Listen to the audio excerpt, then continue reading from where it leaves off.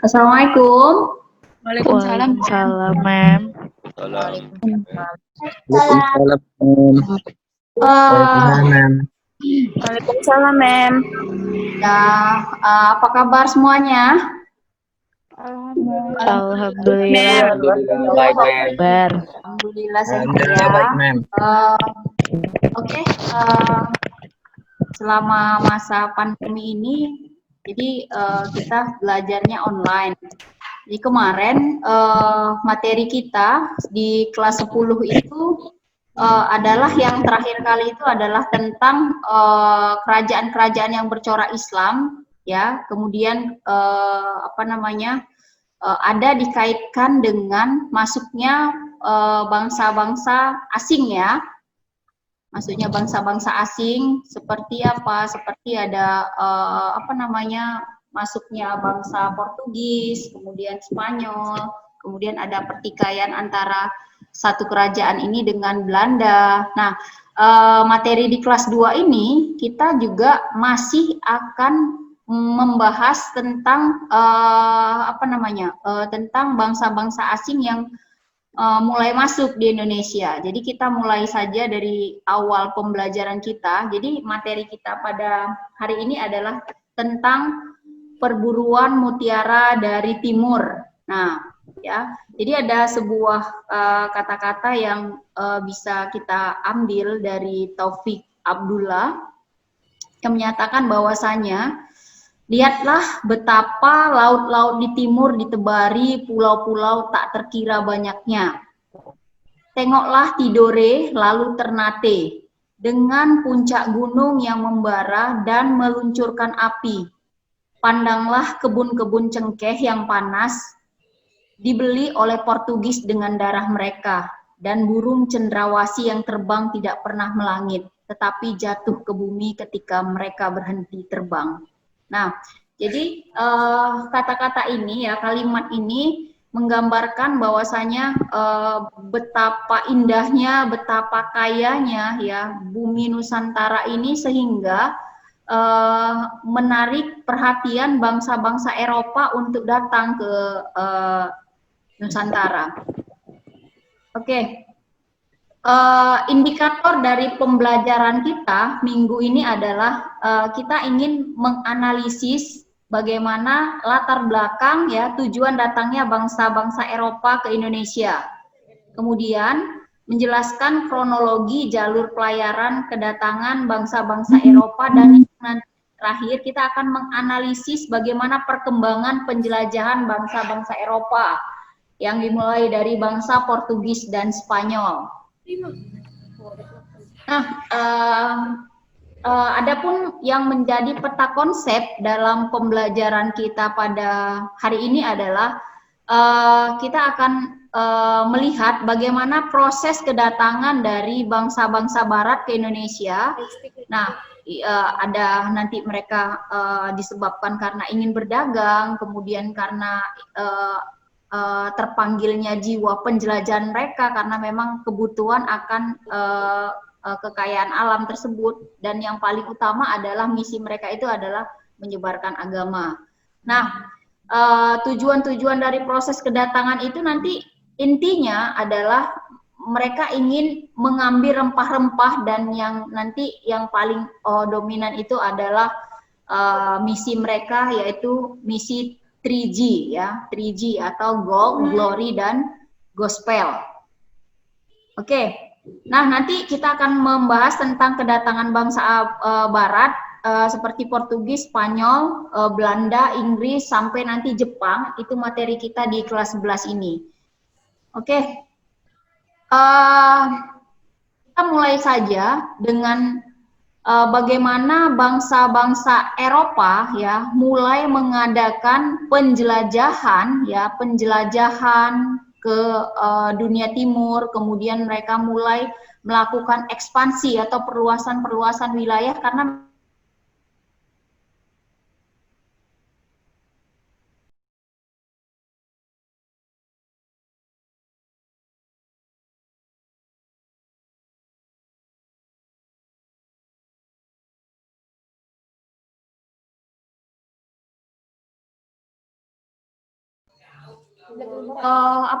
menguasai daerah tersebut, dan nanti keinginan untuk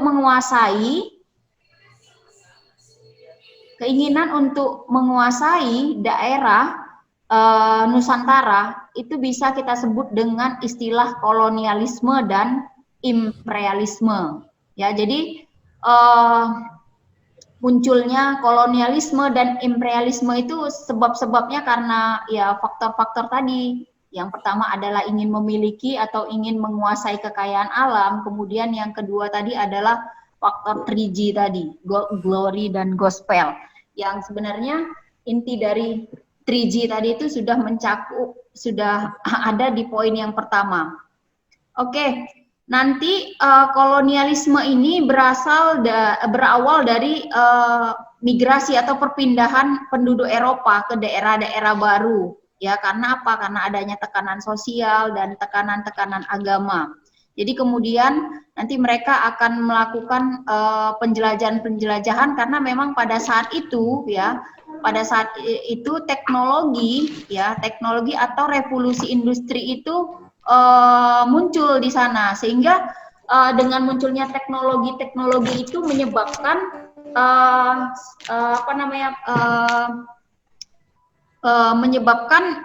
dunia pertransportasian ya itu melaju dengan pesat, dan mereka bisa melakukan yang namanya pelayaran ataupun penjelajahan dunia.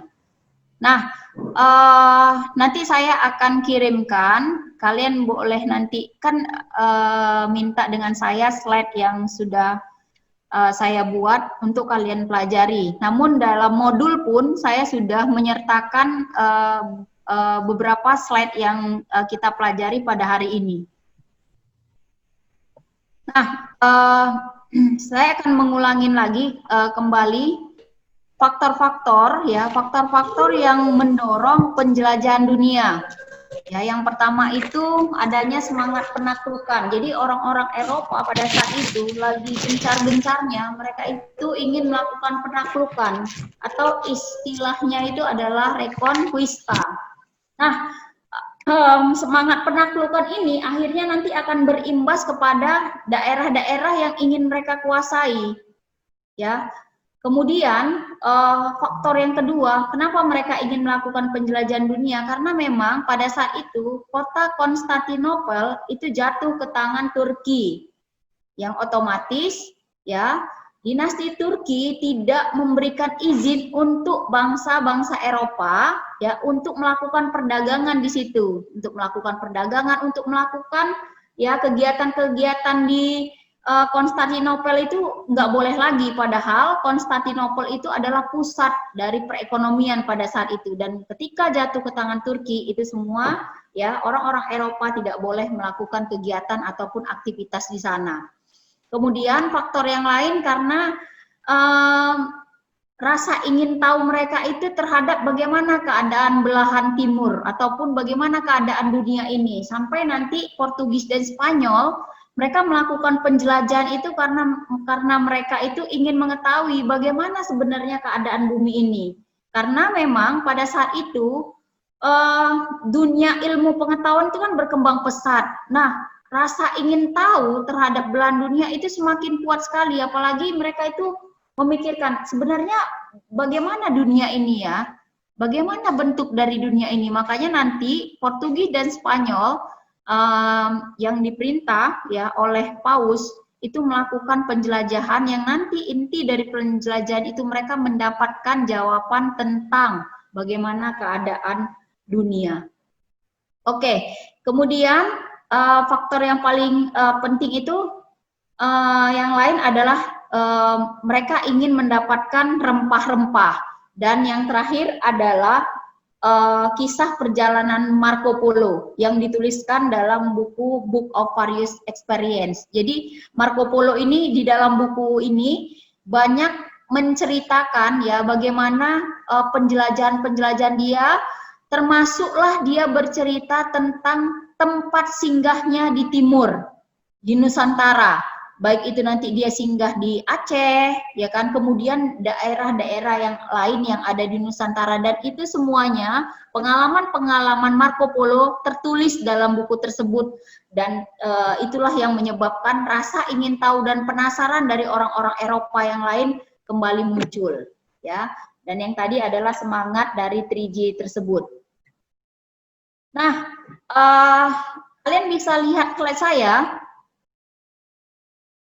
Bisa? Bisa, Mem. Bisa ya? Oke, bisa lihat dari slide saya. Saya kepengen tanya nih sama Putri Dini. Put? Iya, Mem. Putri Dini belum ini ya, enggak? Oke, Iya, Mem. Mutiara Rahma. Mutiara Rahma, kamu bisa lihat slide saya? Bisa, Mem. Saya, kamu bisa menjelaskan bagaimana ya rute pelayaran kedatangan bangsa Eropa. Coba kamu bisa jelaskan mulai dari bangsa Portugis. Silakan Mutiara. Coba kamu baca peta buta yang saya kirim di slide.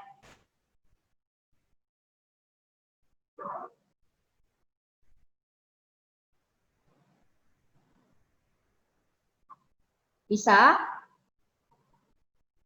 Oke, yang bisa siapa? Silakan.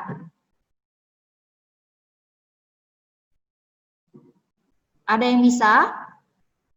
Prio bisa membantu, Prio? Bisa, Mem. Ya, silakan Prio. Itu, Mem, awalnya Portugis dari negara asalnya, Mem. Baru dia menjelajahi samudra dan singgah di Tanjung Harapan dulu, Mem, di Afrika Selatan, Mem. Habis itu dia singgah juga ke India, baru singgah ke Nusantara melewati Selat Malaka, Mem. Lalu terakhir ke Kepulauan Maluku, Mem. Oke. Itu apa ya, rute-rute ataupun jalur yang dilewati oleh bangsa Portugis sehingga nanti dia sampai ke Nusantara. Nah, jadi Portugis itu memulai pelayarannya itu dari Portugis. Kalian bisa lihat di slide itu, Portugis dan Spanyol itu merupakan apa ya, daerah mereka itu nggak jauh gitu. Mereka berdekatan, makanya mereka nanti dipimpin oleh Paus Paulus yang memerintahkan mereka untuk melakukan pelayaran, dan Paus Paulus itu membagi nanti ya wilayah pelayarannya itu barat dan timur. Spanyol ke barat, kemudian Portugis ke timur. Nanti mereka akan melakukan yang namanya mulai penjelajahan ke bagian-bagian mana yang mereka singgahi, dan itu mereka harus membuatkan laporannya kepada Paus Paulus. Oke, mulai dari Portugis ya, nanti mereka melakukan pelayaran. Kalau kalian lihat ya peta buta ini, kalian akan lihat bagaimana para penjelajah Spanyol dan Portugis itu mereka melakukan pelayaran di daerah pinggir ya, atau daerah-daerah pesisir. Daerah-daerah pesisir. Jadi memang rutenya itu agak lebih jauh ketimbang mereka melewati lautan luas gitu. Jadi mereka melewati pesisir-pesisir, sehingga ya kendala-kendala ataupun masalah-masalah yang akan mereka hadapin ketika mereka melakukan penjelajahan menggunakan jalur laut itu akan mudah mereka selesaikan.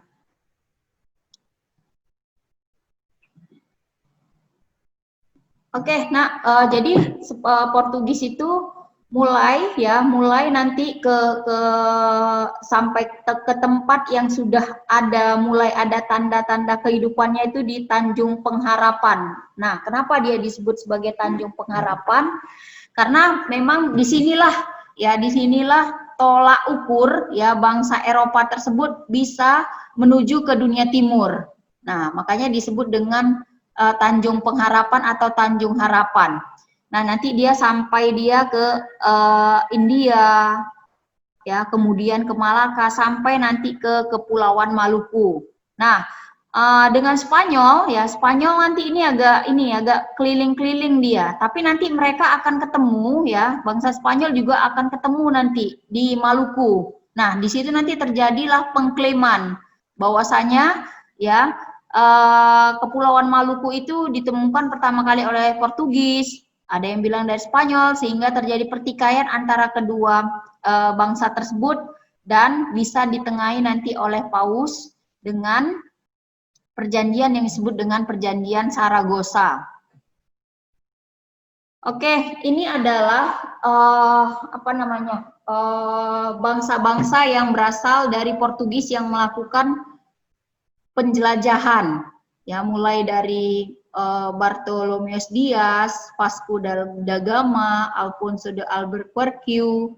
Nah, mereka ini adalah pelayar-pelayar ulung yang sudah melalang buana melakukan pelayaran-pelayaran dan mereka itu banyak mendapatkan kekayaan-kekayaan. Nah, tapi misi mereka juga nggak terlepas dari 3G tadi. Nah, bagaimana prosesnya?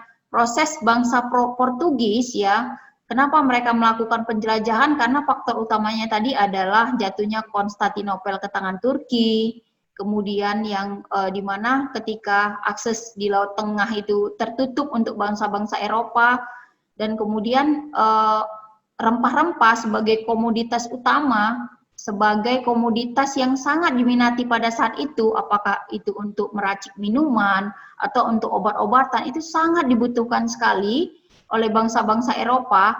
Itu bangsa Eropa sulit untuk mendapatkannya. Karena apa? Karena tadi kota perdagangan Konstantinopel itu ditutup, maka mau nggak mau ya bangsa-bangsa Portugis ya itu ingin mencari di mana sebenarnya daerah penghasil dari rempah-rempah tersebut. Nah, kemudian mulailah mereka melakukan penjelajahan sampai nanti mereka akhirnya tiba di satu daerah di timur di Nusantara, yaitu di Maluku. Nah, saya sudah memberikan materi saya ini di modul, mudah besok yang kelas yang saya masukkan itu silahkan kalian banyak membaca dari modul yang saya berikan, karena PPT saya ini juga saya banyak ambil dari modul saya. Nah, ini adalah bangsa-bangsa yang melakukan penjelajahan yang berasal dari Spanyol. Nah, jadi bangsa Spanyol itu yang paling terkenal yang melakukan penjelajahan itu adalah Christopher Columbus. Nah, kalau kalau saya boleh tanya nih, silakan siapa yang bisa menjawab. Kalau Columbus itu dia terkenal dengan penemuan benua mana? Benua Amerika, Mem. Amerika, Mem. Amerika, Mem. Amerika,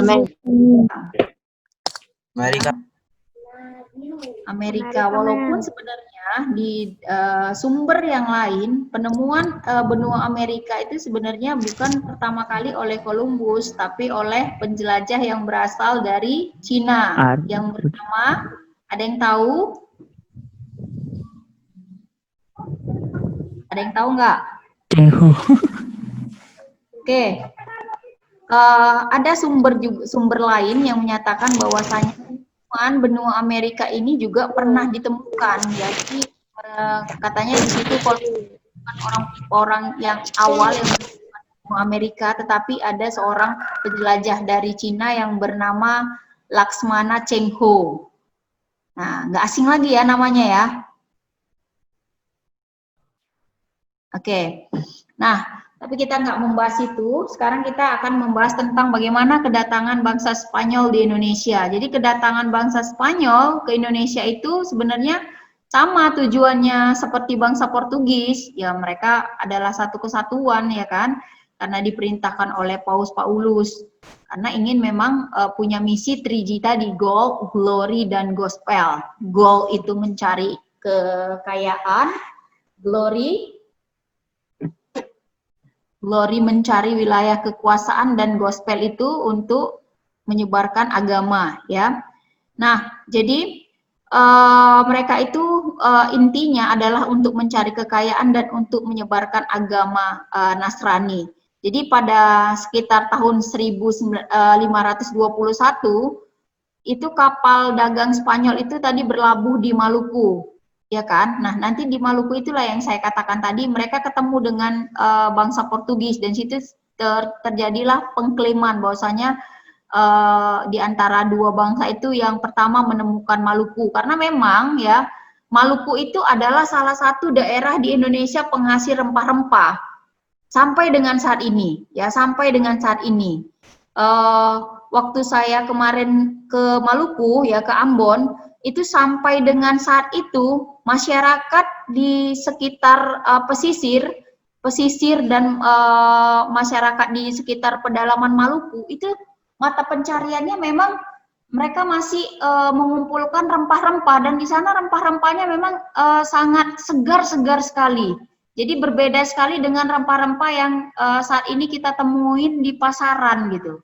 Jadi rempah-rempah di sana yang saya lihat itu cengkeh yang sangat besar-besar sekali dan itu menjadi mata pencarian mereka. Jadi dalam benak saya pada saat itu, ini masa sekarang, bagaimana masa-masa di mana bangsa-bangsa Eropa waktu itu dulu ya sekitar tahun 1500-an itu bertemu di Maluku, kemudian mereka tinggal di Maluku. Bagaimana mereka melihat masyarakat Maluku itu dengan mata pencariannya itu mengumpulkan ataupun bermata pencarian penghasil rempah-rempah seperti itu. Jadi sangat ini sekali, sangat kaya sekali Maluku ini. Saya udah melihatnya sendiri. Nah, kemudian setelah ke Maluku ya, mereka nanti oleh perjanjian Saragossa itu diputuskan bahwa nanti Spanyol itu harus keluar dari Maluku, ya, harus keluar dari Maluku dan mereka kemudian nanti akan singgah di Filipina, kemudian nanti akan singgah ke daerah-daerah yang negara-negara yang lain. Nah, jadi pelaut-pelaut dari bangsa Spanyol juga pelaut yang ulung, pelaut-pelaut yang handal juga. Nah, dari penyebaran ataupun penjelajahan yang mereka lakukan, banyak sekali mereka menemukan daerah-daerah yang menjadi daerah-daerah yang ingin mereka kuasai tadi. Kolonialisme jadinya mereka kuasai. Nah, jadi ada tokohnya itu ada Juan Sebastian Elcano, kemudian tadi Christopher Columbus, tokoh-tokoh yang lain dari bangsa Spanyol yang melakukan penjelajahan lah gitu. Oke, sampai di sini kelas 11 ada yang ingin bertanya sebelum saya lanjutkan materi saya. Silahkan, Laila Hafsah, kemudian Bagas, Yusdan, Monica, Rara, Srinowa, Jasmine. Silahkan kalau ada yang ingin ditanyakan, silahkan. Mutiara, Darafida, Nurul, Anissa Pratiwi, Nadra, kemudian ada Adinda, Eni, Daniel. Daniel, oke Daniel. Daniel, kamu dengar suara saya, Daniel?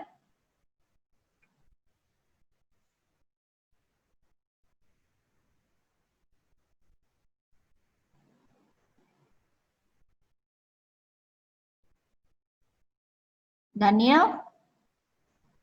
Ada yang mau ditanyakan, Nak?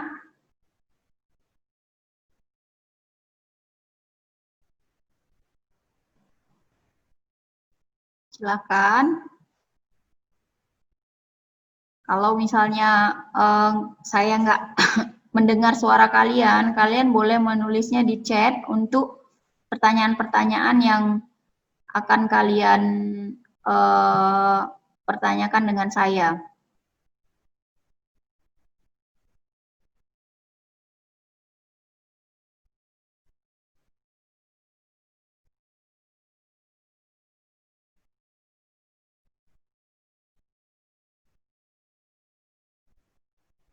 Ya, silahkan Prio.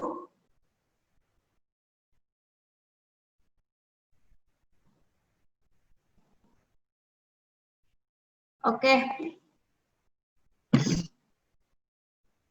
Nah, Ferdinand Magellan di Filipina dibunuh karena apa, Mem? Ya, karena dia memang pertama kali dia tiba di Filipina, dia bertemu dengan suku primitif di sana di Filipina.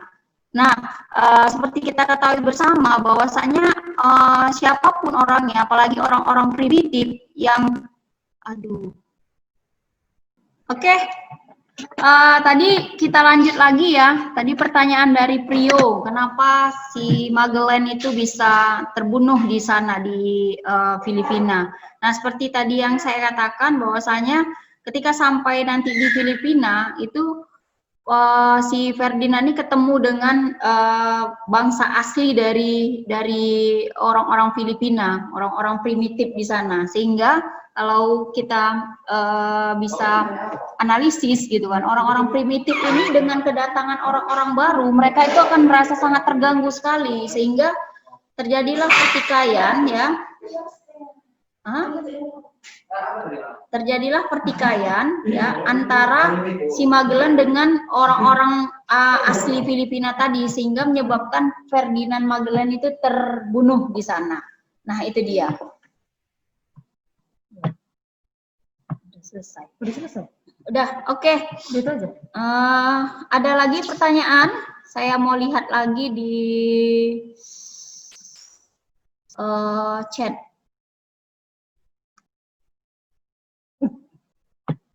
Gitu.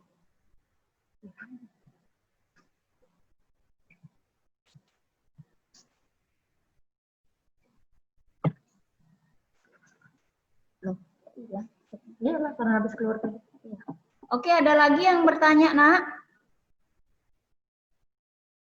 Nggak ada ya? Nah, oke, jadi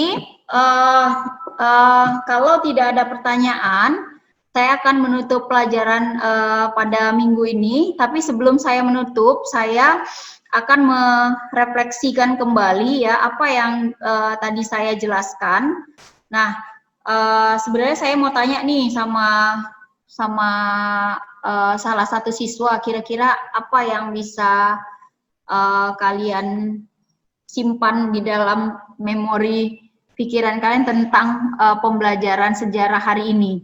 Tapi berhubung karena masalah teknis, untuk hari ini saya akan akan mengulang ya, saya sendiri akan mengulang apa yang sudah kita pelajarin hari ini. Jadi adapun yang menjadi faktor-faktor ya, penyebab latar belakang kenapa bangsa-bangsa Eropa itu melakukan penjelajahan dan datang ke Indonesia itu, yang pertama ya karena semangat 3G tadi, gold, glory, dan gospel. Kemudian mereka itu yang kedua karena mereka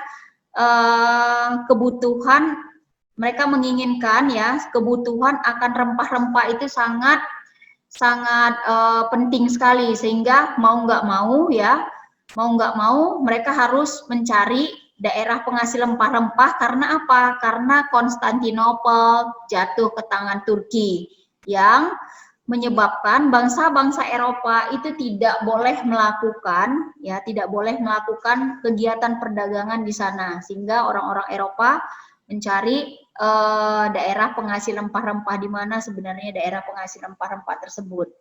Nah, kemudian bagaimana tadi yang kedua, bagaimana kronologi dari jalur pelayaran kedatangan bangsa-bangsa Eropa itu sampai ke Indonesia, mulai dari tadi bangsa Portugis, dimulai dari Portugis sampai mereka nanti di Tanjung Pengharapan, kemudian mereka sampai nanti di akhirnya mereka sampai di Maluku, dan bagaimana bangsa Spanyol juga melakukan hal yang sama, melakukan jalur pelayaran ya, sampai nanti antara bangsa Portugis dan Spanyol itu mereka ketemu di Maluku ya, sehingga terjadi nanti pembagian wilayah, siapa sebenarnya dari dua bangsa tersebut yang boleh tetap menetap di Maluku.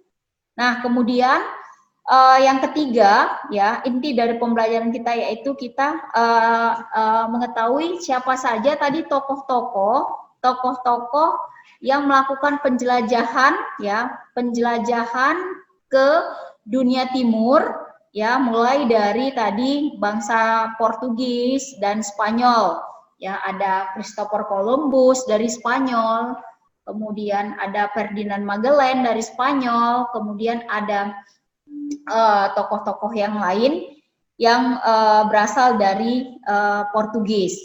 Oke, itu saja ya inti dari pembelajaran minggu ini.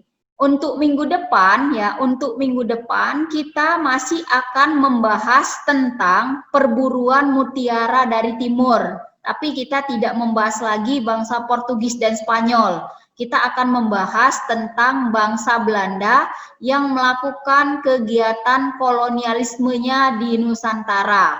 Mungkin itu saja yang bisa saya sampaikan minggu ini ya.